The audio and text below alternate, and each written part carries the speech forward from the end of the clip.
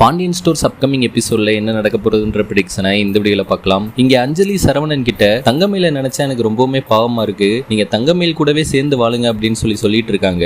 ஆனா சரவணன் என்னடானா, இதுக்கு மேல என்னால தங்கமயில ஏத்துக்க முடியாது, அதே சமயம் உனக்கு கொடுத்த நம்பிக்கையே என்னால கெடுக்க முடியாது, அவ வயித்துல வளர்றது என் குழந்தை தான், அதுக்குன்னு என் குழந்தைய நான் விட்டு கொடுத்துட மாட்டேன், அதே சமயம் உன்னையும் நான் கைவிட்டுறவும் மாட்டேன், நான் உன் கூட தான் சேர்ந்து வாழ்வேன், அதே சமயம் ஒரு தகப்பனா என் குழந்தையும் நான் பார்த்துப்பேன், தங்கமயிலுக்கு நான் டைவர்ஸ் தரப்போறது உறுதி அப்படின்னு சொல்லி பேசிட்டு இருக்காரு.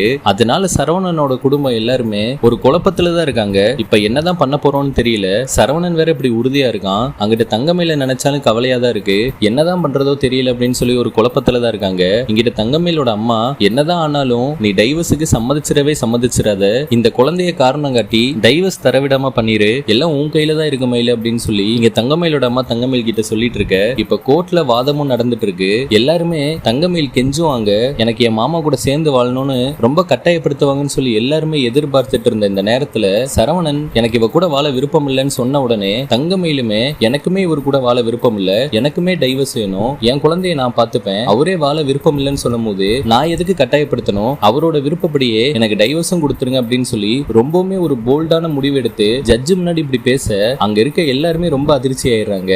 சரவணனே இதை எதிர்பார்த்திருக்க மாட்டாரு. ஆனா சரவணன் இதெல்லாம் கேட்டுட்டு பெருசா ஒண்ணு கவலைப்படுற மாதிரி தெரியல. ரொம்ப கஷ்டப்பட்டு கிடைக்க வேண்டிய டைவர்ஸ் இப்ப ஈஸியாவே கிடைச்சிருச்சுன்னு ரொம்ப சந்தோஷப்பட்டுட்டு இருக்க மாதிரி இருக்கு. இந்த விஷயத்த ரொம்பவுமே சந்தோஷமா அஞ்சலி கிட்ட போய் சரவணன், நான் கூட டைவர்ஸ் கிடைக்க ரொம்ப நேரம் ஆகுமோ இல்ல இந்த கேஸ் தள்ளி தள்ளி போயிட்டு இருக்குமோன்னு நினைச்சு பயந்துட்டு இருந்தேன், பரவாயில்ல அவளே எனக்கு டைவர்ஸ் கொடுத்துட்டா, இதுக்கு மேல எந்த ஒரு பிரச்சனையுமே இல்ல, நம்ம ஆசைப்படி நம்ம கல்யாணம் பண்ணிக்கிட்டு நம்ம நிம்மதியா வாழலாம், இனிமே அவளோட தொந்தரவு இருக்கவே இருக்காது அப்படின்னு சொல்லி இங்க சரவணன் பேசிட்டு இருக்க. ஆனா அஞ்சலிக்கு ஒரு மாதிரி மனசு கஷ்டமாவே இருக்கு. இருந்தாலும் அவங்களும் ஒரு பெண் தானே, அதனால தங்கமயில நினைச்சு ரொம்பவுமே வருத்தப்படுறாங்க. சரவணன் கிட்ட எடுத்து சொல்லி புரிய வைக்க ட்ரை பண்ணவும் பாக்குறாங்க. ஆனா சரவணன் ஏத்துக்கவே மாட்டாரு. இந்த சமயத்துலதான் கோவில்ல தனிமையா அஞ்சலி உட்கார்ந்துட்டு இருக்காங்க. அதே சமயம் அந்த பக்கம் தங்கமயில பிடிச்சு தங்கமயிலோட அம்மா வாங்குவாங்கன்னு வாங்கிட்டு இருக்காங்க. இப்படி உன்னோட வாழ்க்கைய நீயே கெடுத்துட்டு வந்து நிக்கிறிய தங்கமயிலு, இதுக்கு மேல உனக்கு யார் வாழ்க்கை தருவா, நீ எப்படி தனியால பாத்துக்க போற அப்படின்னு சொல்லி ரொம்பவுமே வைத்தறிச்சலோட பேசிட்டு இருக்காங்க.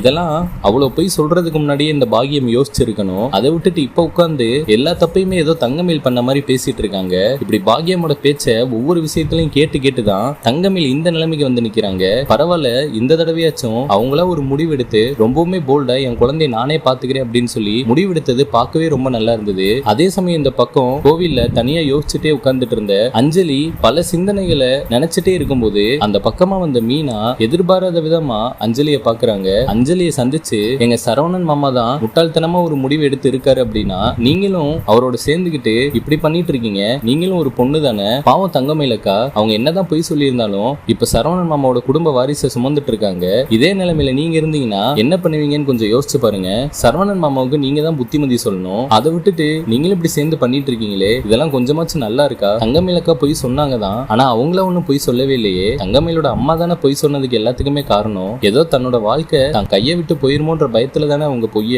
வெளியே சொல்லாம இருந்திருக்காங்க, அதை தவிர்த்து அவங்க வேற எந்த ஒரு தப்புமே பண்ணவே இல்லையே, வீட்டுக்கும் சரி சரவணன் மாமாவுக்கும் சரி உண்மையா தானே இருந்தாங்க, அதெல்லாம் நீங்க கொஞ்சம் யோசிச்சு பார்க்க வேண்டாமா? இப்ப தங்கமயிலக்கா டைவர்ஸ் கொடுத்துட்டு போயிட்டாங்க, உங்களுக்கு உங்க வாழ்க்கை கிடைச்சிருச்சு, ஆனா அவங்க தான் பாவம் தனியா அந்த குழந்தைய வளர்த்து எடுக்கணும், எவ்வளவு பேச்சு வாங்கணும், இதெல்லாம் யோசிச்சு பாத்துக்கோங்க, அதுக்கு மேல உங்க விருப்பம் அப்படின்னு சொல்லி மீனா நல்லா உரைக்கிற மாதிரி சொல்லிட்டு போயிடுறாங்க.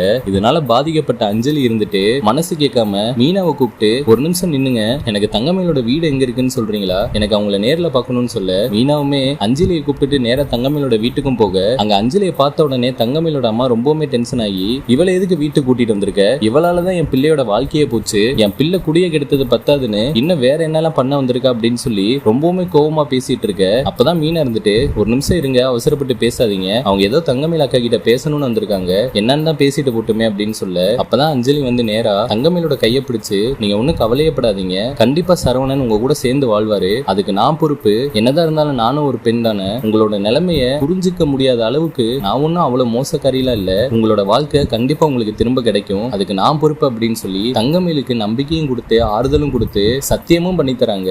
அதனால அஞ்சலியோட மனமாற்றம் சரவணனுக்குமே மனமாற்றத்தை தந்து தங்கமயிலுக்கு ஒரு தடவை வாய்ப்பு கொடுத்து தங்கமயில மறுபடியும் தன்னோட வாழ்க்கை துணையா சரவணன் ஏத்துக்கிட்டாரு அப்படின்னா பார்க்கவே கொஞ்சமாச்சும் நல்லா இருக்கும். நீங்களும் நினைச்சா மறக்காம லைக் பண்ணி உங்க ஆதரவை தெரிவிங்க.